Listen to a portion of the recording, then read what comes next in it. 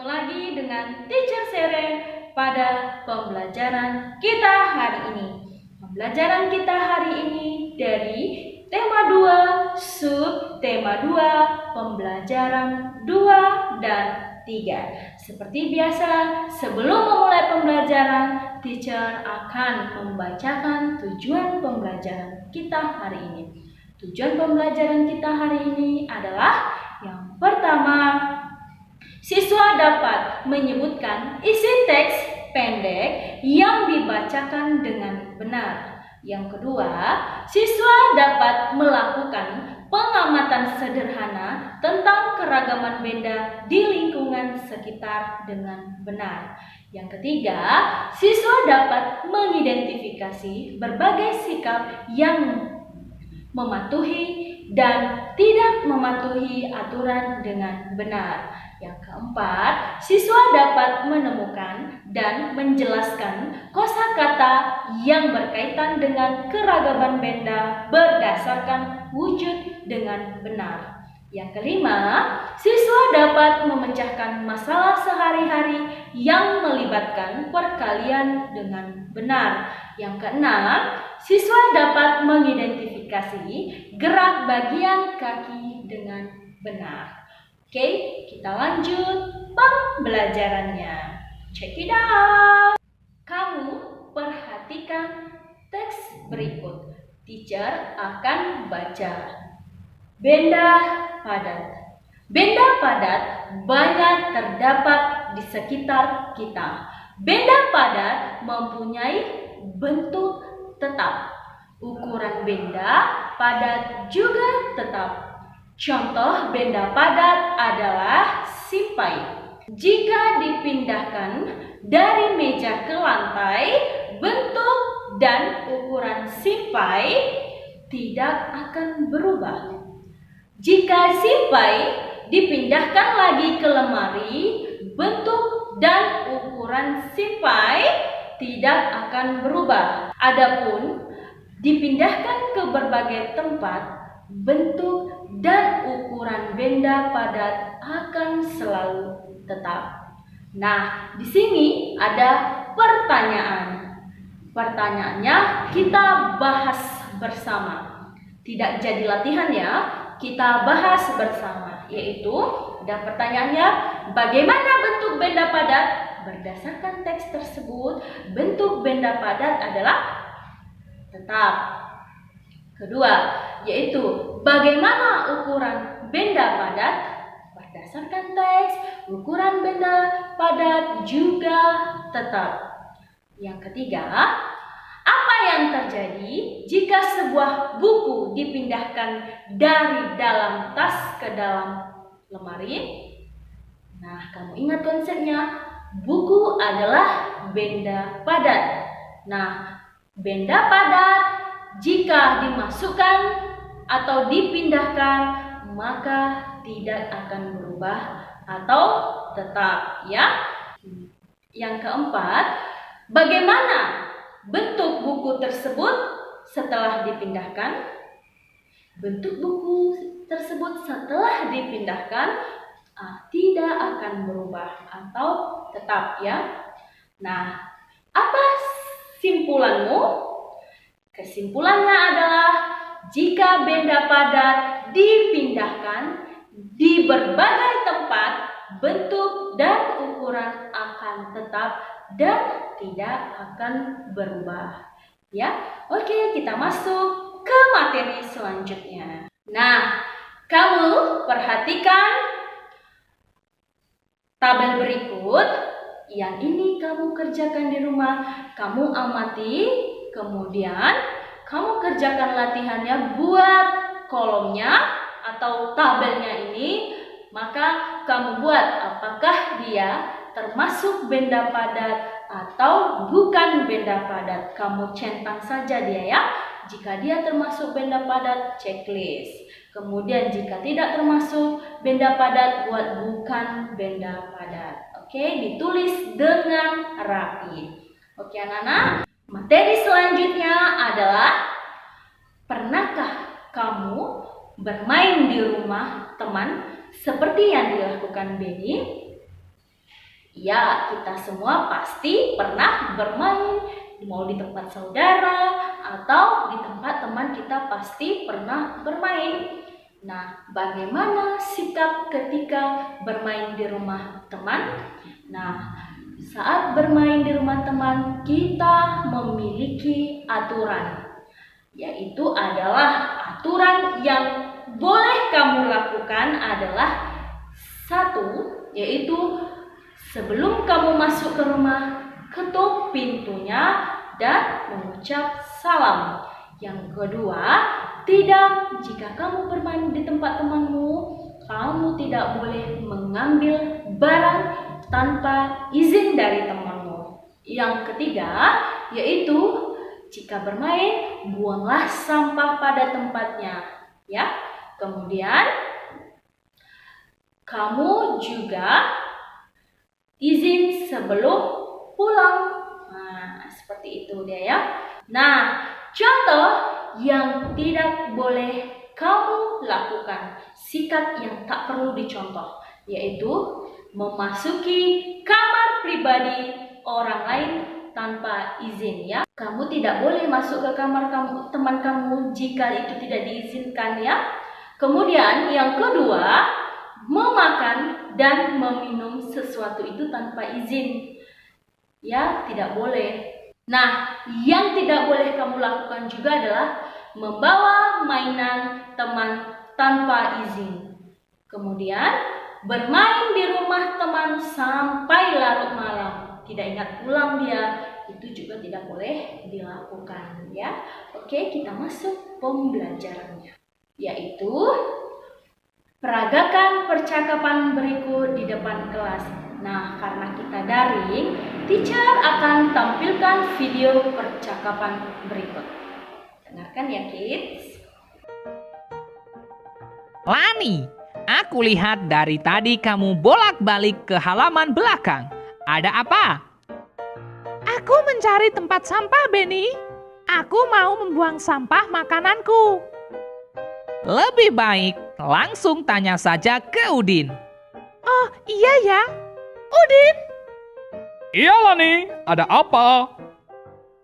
tempat sampahnya di mana, Udin? Aku mau membuang sampah makananku. Oh, mana sampahnya? Biar aku bantu membuangnya ke tempat sampah. Wah, terima kasih banyak, Udin.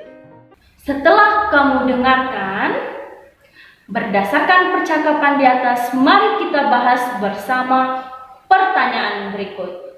Apa yang diceritakan pada teks percakapan video tadi? Lani ingin membuang sampah makanannya. Lalu, bagaimana menurutmu sikap Lani, Benny, dan Udin? Berdasarkan video tadi, sikap mereka adalah telah menunjukkan sikap kerukunan karena mereka saling membantu ya. Nah, pertanyaan yang ketiga yaitu apa yang patut ditiru dari sikap mereka? Nah, yang patut ditiru adalah mereka adalah saling peduli, kemudian mereka berteman dengan rukun dan saling menolong. Oke, pembelajaran di samping adalah kamu dengarkan percakapan berikut. Teman-teman, besok minggu ke rumahku lagi ya. Jambu di rumahku masih banyak. Kita akan membuat jus jambu bersama-sama. Baik, Udin. Aku pasti datang. Nanti kita ambil jambu yang banyak ya. Iya, kita main pesawat mainan juga ya. Wah, pasti menyenangkan. Nah, setelah kamu dengarkan apa yang dibicarakan Benny dan teman-teman, ya, mereka adalah rencana bermain ke rumah Udin. Sekarang kamu baca buku tema 2 halaman 71. Setelah kamu baca teks tersebut, kemudian kamu kerjakan latihan di halaman 72 tersebut, yaitu ada 5 Nah, kamu tulis soalnya dan jawab pertanyaan tersebut berdasarkan teksnya adalah membuat jus jambu biji. Oke, kita lanjut pembelajarannya.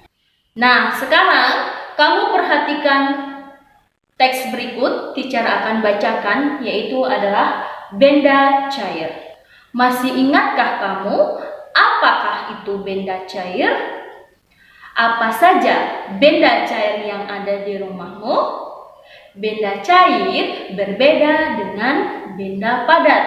Bentuk benda cair menyerupai bentuk wadahnya.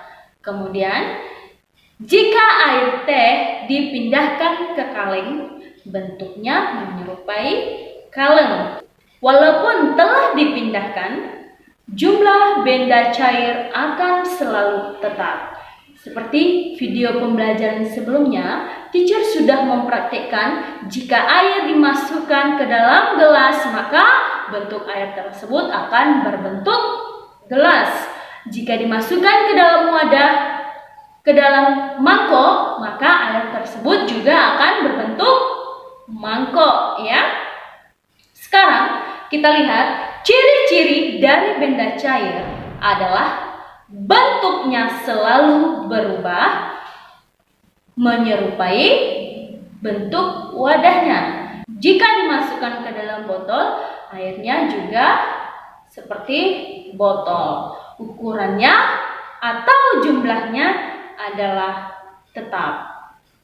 Tugas kamu adalah kamu tentukan makna dari kosakata berikut.